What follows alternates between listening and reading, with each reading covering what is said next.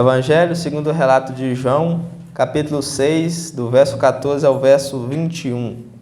Nós veremos o quinto milagre de Jesus. Quinto milagre de Jesus. Amém?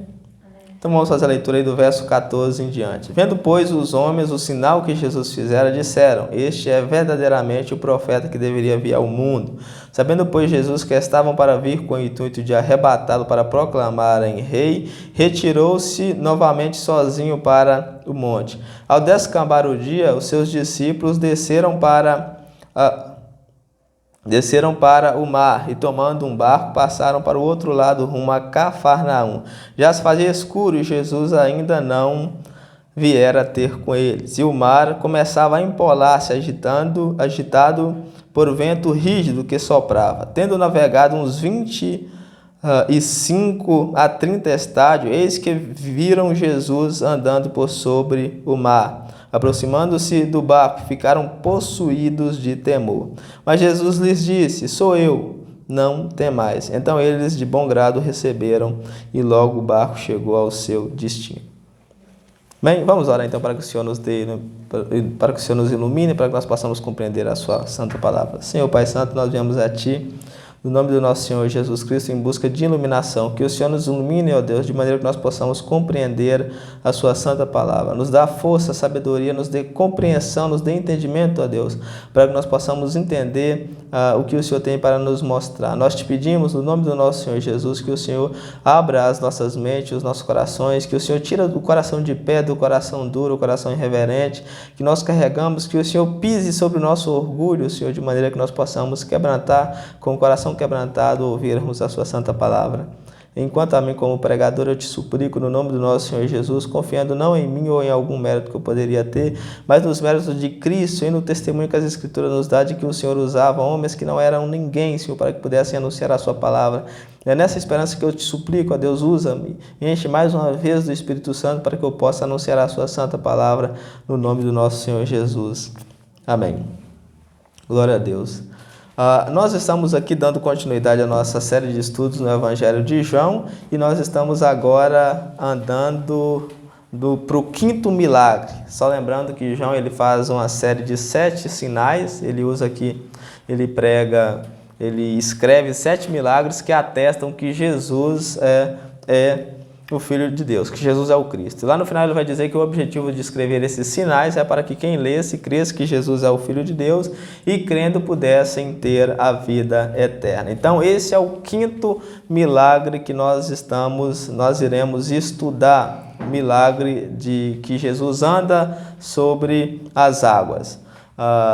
O contexto aqui está nesses termos que eu falei dos 7 milagres. No domingo passado nós vimos aí o quarto milagre, que foi a multiplicação dos pães e dos peixes, onde que Jesus ele faz aquele sinal extraordinário, e aquele sinal era tudo que os judeus queriam, né? Eles já viram que Jesus havia feito curado cegos, curado os leprosos, Jesus já havia tido domínio e poder sobre o corpo, e agora Jesus também poderia ter poder sobre a fome. E quando eles observam, né, quando eles têm essa visão de que Jesus poderia ser o profeta, que Jesus poderia ser o Cristo esperado, o que eles querem? Qual que é o intuito deles? O intuito deles é pegar e arrebatar Jesus para fazer Jesus, para proclamá-lo rei.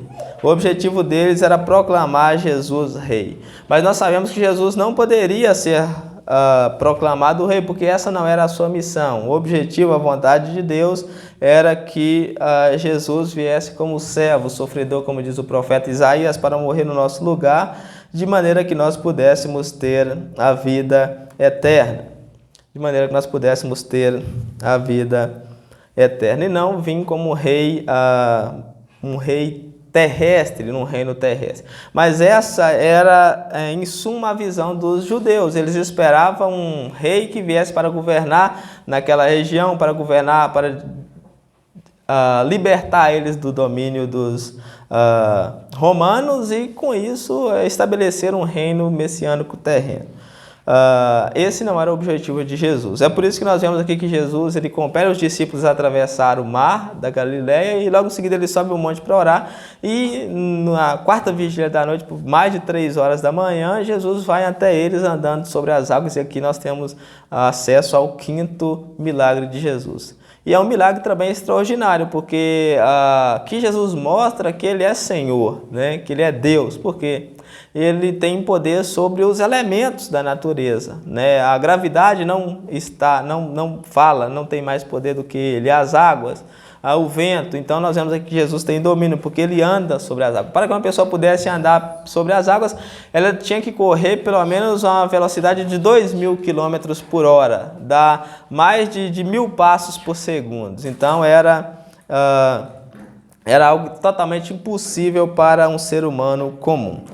Então aqui nós veremos a continuação dessa história, que é o quinto que vem logo em seguida, que é o 5º sinal, que é o 5º milagre de Jesus, que é Jesus andar sobre as águas. Aí do verso 14 ao verso 15, nós vemos o intuito da multidão logo após a multiplicação dos pães. Logo após a multiplicação dos pães, como eu já disse, a multidão ela via em Jesus características que era muito favorável para que ele pudesse exercer um reino terreno, um reino material, um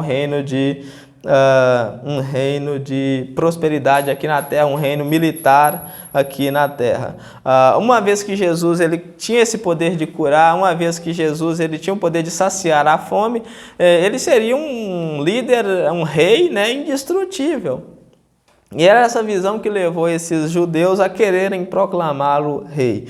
Mas nós vemos que a atitude de Jesus foi totalmente ao contrário. Aqui nós vemos que Jesus, ele lembra, né? Parece que isso que a multidão está fazendo aqui é a mesma tentação que o diabo tentou fazer com Jesus no deserto. O diabo disse para Jesus, mostrou ele todos os reinos da terra e diz: eu te dou tudo isso porque a mim foi dado. O diabo queria que Jesus reinasse, né? Queria oferecer para Jesus um reino terrestre, um reino aqui na terra. Mas Jesus não quis. Então isso aqui que a multidão está fazendo, está tentando Jesus, porque isso é uma tentação. Jesus poderia querer ser rei, mas nós vemos aqui que Jesus recusa. E essa tentação aqui nos lembra muito da tentação no deserto. Então diz aí que Jesus ele despede os seus discípulos, né? Ele pede os seus discípulos para ir para o outro lado, enquanto que ele despede a multidão. Diz aí, vendo...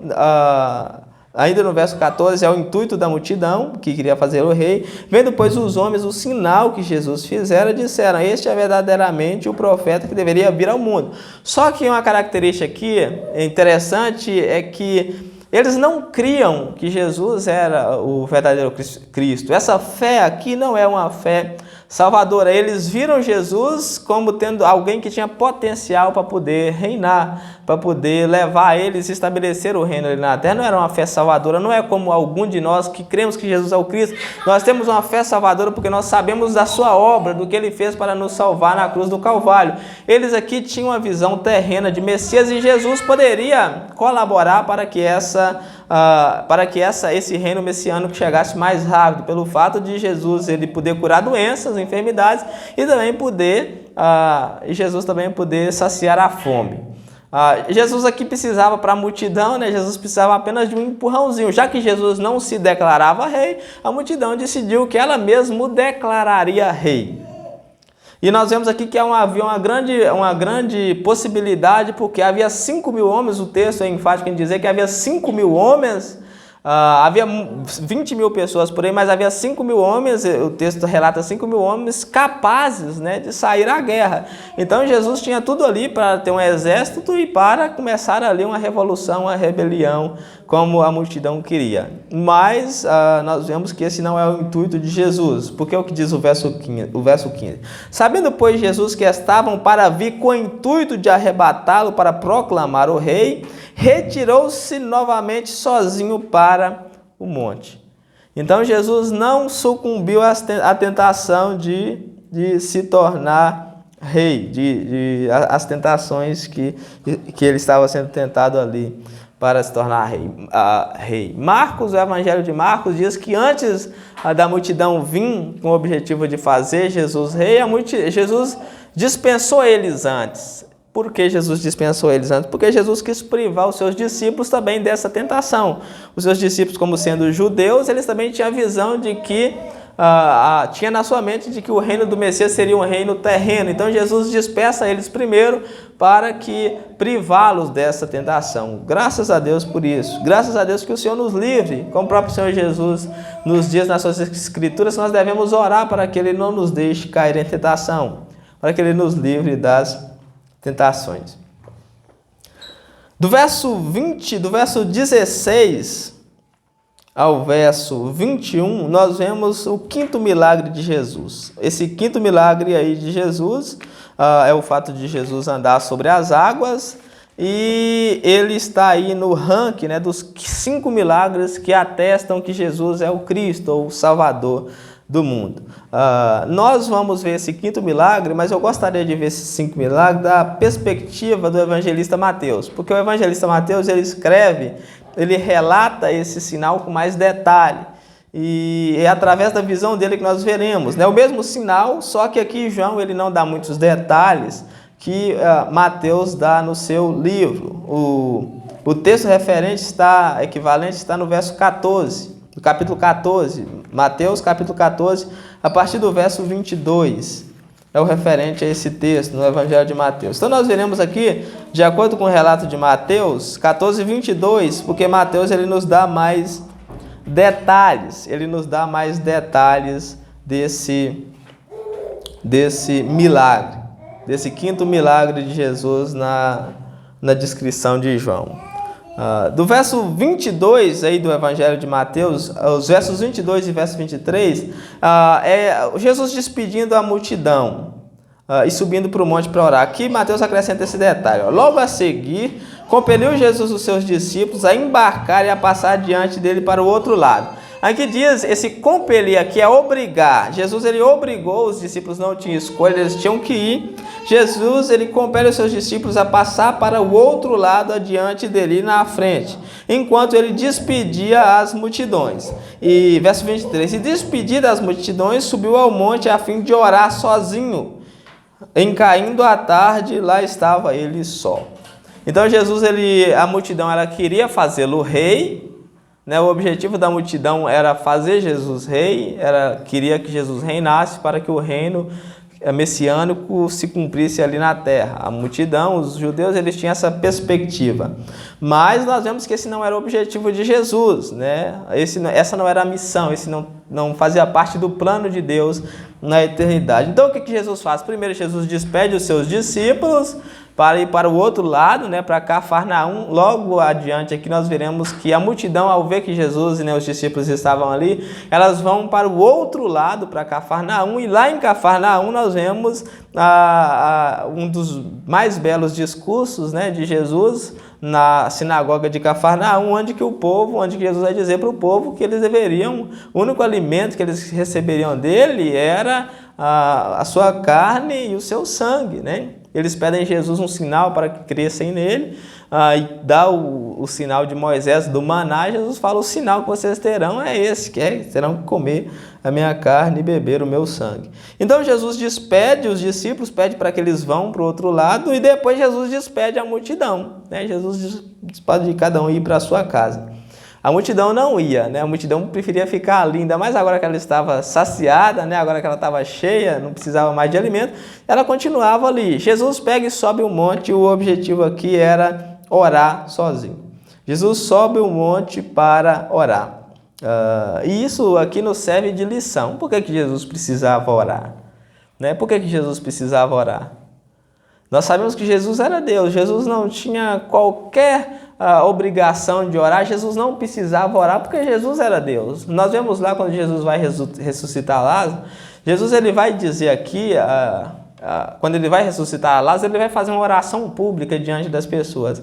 E nessa oração ele diz, Senhor, eu sempre sei que o Senhor sempre me ouviu, mas para que todos cresçam, estou fazendo isso diante de todos.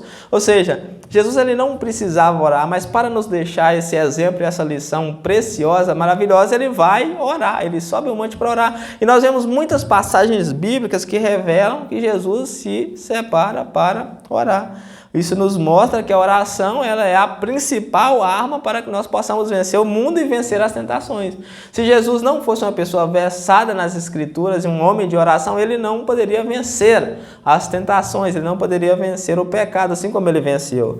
Nós vemos que lá no jardim, no deserto, quando ele é tentado, sempre que ele é tentado, ele respondia com a passagem das Escrituras, ele respondia com a palavra, ou seja, era uma pessoa que conhecia muito bem as Escrituras. Isso nos leva a entender que para que nós possamos vencer as tentações, nós precisamos compreender as Escrituras. E algo mais importante ainda é que Jesus disse que para que nós possamos estar sempre em vigilância, nós precisamos ser pessoas de oração. Nós não precisamos orar. Como diz Augusto Nicodemos, né? Oração é para os fracos. Oração é para os fracos. Quem não ora é mais forte do que Jesus, né? Quem não ora já podia estar sentado à direita do Pai no céu. E muitas vezes nós realmente achamos que nós somos mais fortes do que Jesus, porque nós não gostamos de orar, nós não oramos. Nós achamos que nós conseguimos resolver a situação pela nossa própria força. Eu dou conta, né? Eu dou conta, pode deixar comigo que eu dou conta. Então, quem não ora é mais forte do que Jesus. Quem aqui que é mais forte do que Jesus? Então, é um dever, é uma responsabilidade e um conselho que o Senhor nos dá é que nós queremos permanecer firmes, nós precisamos orar. Porque Jesus orou e ele não precisava. Isso é o exemplo que nós temos. Dos versos 24 e verso 25, nós vemos um milagre aí em ação. Os discípulos, aí no verso 24 e verso 25, os discípulos eles estão assolados pela tempestade, estão considerando já a morte, eles já estavam considerando que a morte era certeza, quando o Senhor vem ao seu socorro andando sobre o mar. Diz aí no verso 24, verso 25. Entretanto, o barco já estava longe, a muitos estádios da terra, açoitado pelas ondas. E nós vemos lá em João que João diz por vento rígido, porque o vento era contrário. Na quarta vigília da noite, por volta de mais de 3 horas da manhã, foi Jesus ter com eles andando por sobre o mar. Os judeus eles dividiam a noite em 4 vigílias, né? De 6 às 9 era uma, de 9 às meia-noite era 2, de meia-noite às 3 horas da manhã era outra vigília, era a terceira vigília, de 3 horas da manhã até 6 da manhã era outra vigília. Aqui diz que Jesus foi ter com eles na terceira vigília, na quarta vigília da noite, significando que Jesus passou muito tempo em oração, né, lá no monte. Nós vemos aqui que foi na virada do dia que Jesus subiu na boquinha da tarde, né, ainda era dia, os discípulos eles saíram para o mar e Jesus subiu para o monte. Enquanto Jesus orava no monte, os discípulos estavam sendo assolados pela tempestade no mar. Eles passaram a noite inteira remando, mas não saíam do lugar. A tempestade era ferrenha, a tempestade era dolorida e eles já estavam considerando a morte. Agora a questão é por que Jesus os manda para a tempestade sozinho, né? Jesus poderia ter evitado aquilo, Jesus poderia ter evitado aquela tempestade antes. Por que Jesus permitiu que eles chegassem e ficassem aquele tanto de tempo ali na tempestade? Nós aprendemos 2 coisas aqui. Primeiro, é que as tempestades elas têm o objetivo de nos aproximar de Deus. As dificuldades que nós sofremos nas nossas vidas, as tribulações, as mazelas que nós enfrentamos, muitas vezes elas têm o objetivo de nos aproximar de Deus. Muitas vezes o sofrimento vem para que nós nos aproximamos de Deus. Por quê? Quando nós estamos bem, quando nós estamos abastados, né, como a igreja de Laodiceia, não nos falta nada, nós nos afastamos de Deus. Nós nos afastamos de Deus, nós quando está tudo bem, né, nós achamos que está tudo bem, nós não buscamos mais a Deus, mas quando vem os problemas, as dificuldades, é aí que nós buscamos a Deus. Então, muitas vezes as tempestades, ela tem o caráter pedagogo, o caráter de nos ensinar a esperar no Senhor, porque o Senhor sempre vem, a confiar no Senhor, porque o Senhor nunca falha, e é isso que a tempestade está fazendo. Eles estavam esperando o Senhor e o Senhor sempre ia chegar, o Senhor sempre vai chegar. Ela tem o objetivo de nos afastar de Deus. Muitas vezes tem pessoas que vivem a vida inteira sem querer saber de Deus, mas quando elas estão num momento difícil, quando vem aquela doença, né, que não tem cura e a pessoa tem força para buscar a Deus. Então, muitas vezes as dificuldades, elas têm esse objetivo de nos aproximar de Deus. Segunda coisa que nós aprendemos aqui é que aquilo que nos ameaça a morte está debaixo dos pés de Jesus. Isso é muito confortante para nós. O mar impetuoso, a tempestade, o vento, tudo ali que causavam, que estava ameaçando a vida dos discípulos, Jesus mostra que tudo aquilo estava debaixo dos seus pés quando ele vem andando sobre as águas. Ou seja, tudo aquilo que pode nos causar a morte, né, tudo aquilo que ameaça a nossa vida, está debaixo dos pés de Jesus. Isso inclui o diabo, né, que quer nos ver mortos de qualquer maneira, o pecado, né, que tenazmente nos assedia, e a própria morte, que não deixa que ninguém escapa. Todos os nossos inimigos estão debaixo dos pés de Cristo. Nada sai do seu controle. Então nós podemos descansar tranquilo, porque todos esses nossos inimigos ele venceu na cruz do Calvário. Não há pecado, não há dívida, não há morte, não há inimigos, né? Ele humilhou-os na cruz. Amém? Glória a Deus. Aí ele continua, do verso 26 ao verso 31, nós vemos que a ida de Jesus até os discípulos. Os discípulos eles estavam aterrados de medo, eles estavam com muito medo. Eles já estavam considerando em face a morte, é quando Jesus vai até eles, quando Jesus vai andando até eles. A princípio eles ficam com muito medo, porém ao reconhecer o Senhor Jesus, o medo ele é dissipado totalmente. Diz aí no verso 26, os discípulos ao verem-no andando sobre as águas, ficaram aterrados e exclamaram, é um fantasma. E tomados de medo gritaram. Então essa figura aqui, essa visão, eles tinham uma visão também de que havia fantasmas, né? Antigamente, eu não sei de onde que veio isso, mas até hoje muitas pessoas têm medo de fantasma, de alma penada, né? de assombração. De acordo com as escrituras, isso não existe. Não existe fantasma, não existe assombração, não existe alma penada. Nós sabemos que depois da morte só tem dois fins, né? É o céu e o inferno. Não tem como alguém voltar ou alguém ir daqui para lá e voltar. Então não há fantasma, não existe fantasma, apesar de muitas pessoas terem medo hoje ainda. Então isso aqui exclui, né, essa hipótese, esse medo que as pessoas têm de haver fantasma.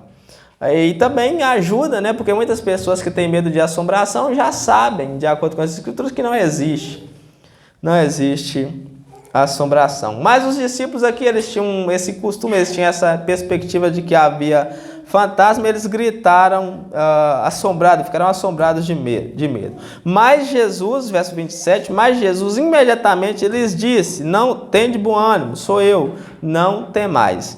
Então Jesus já imediatamente diz para que eles tenham bom ânimo, porque era ele, para que eles não tivessem medo. Do verso 28 em diante, nós vemos que é a resposta de Pedro. Pedro vai dizer, se é o Senhor, então me manda ir ter contigo. Respondendo-lhe Pedro, disse, se és tu, Senhor, manda-me ir ter contigo por sobre as águas. Aqui é uma atitude audaciosa, né? Algo inesperado. Quem de nós teríamos coragem de sair daquele barco naquele momento, né? Nós vemos que os outros discípulos todos se calaram, que os outros discípulos todos não tiveram coragem, ficaram aterrados, mas Pedro disse, o Senhor manda-me ter contigo por sobre as águas. É uma atitude louvável, é uma atitude muito bacana, mas nós vemos aí no verso 29, ele disse, vem. O Senhor Jesus disse, vem. E Pedro, descendo do barco, andou sobre as águas e foi ter com Jesus.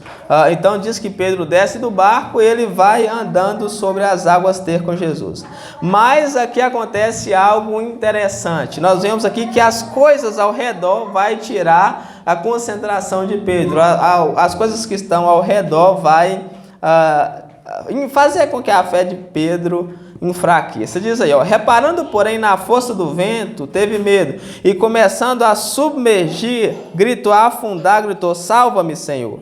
Então, Pedro, quando ele estava indo andar com o Senhor Jesus, ele olha ao redor, E quando ele vê ao redor todas as circunstâncias, ele vê o vento, ele vê a tempestade, ele vê as ondas, ele começa a ter medo. Ele começa a querer afundar, ele grita ao Senhor para que o Senhor o salva. Aqui nós vemos algo interessante, que muitas vezes as coisas que estão ao nosso redor, muitas vezes, se nós formos reparar nas coisas que estão ao nosso redor, a nossa fé enfraquece, a nossa fé vai enfraquecer. Muitas vezes, se nós formos ver a circunstância, nós não conseguimos aproveitar o milagre, o bem que Deus faz nas nossas vidas, o bem que Deus tem para as nossas vidas. Pedro, se ele não tivesse observado, se os olhos de Pedro estivessem em Cristo, ele não teria afundado. Mas quando ele tirou os olhos ao redor, ele começou a afundar. Isso nos ensina que nós precisamos ter os olhos sempre fixos no Senhor para que nós possamos andar, para que nós possamos caminhar diante dele. Outro ponto importante que nós observamos aqui,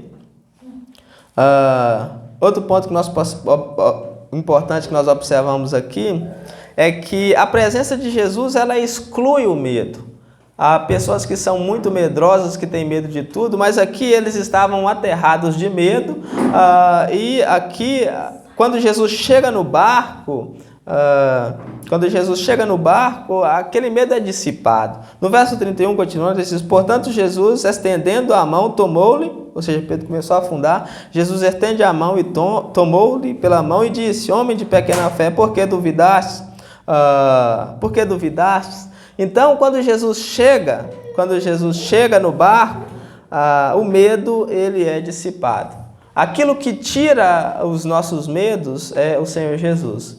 Nós, todos aqueles que tiverem o Senhor Jesus, estiverem na presença do Senhor Jesus, não precisa ter medo. Ou seja, a presença de Jesus exclui todo medo. Por que nós deveríamos ter medo? Por que nós teríamos medo se nós estivéssemos na presença de Jesus? Uma vez que nós estivermos na presença do Senhor Jesus, não haverá mais medo. Nós não temos mais medo. João diz, na sua primeira epístola, que quem tem medo não é aperfeiçoado no amor.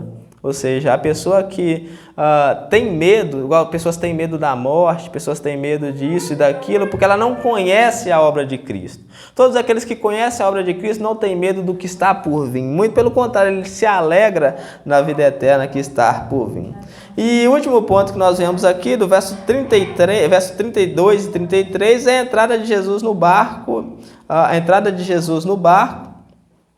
e o fim da tempestade. Diz aí, subindo ambos para o barco, cessou o vento, e os que estavam no barco adoraram, dizendo: verdadeiramente esse é o Filho de Deus. Verdadeiramente esse é o Filho de Deus. Quando Jesus chega no barco, a tempestade acalma. Jesus sobe no barco e eles ficam com calma e com grande alegria. Quando Jesus entra no barco, acaba todo o temor. E é somente Ele que pode nos levar a salvo até o nosso destino. Os discípulos só conseguiram chegar do outro lado, em Cafarnaum, porque Jesus estava no barco. Com isso, nós vemos que com Jesus nós chegaremos salvos ao nosso destino.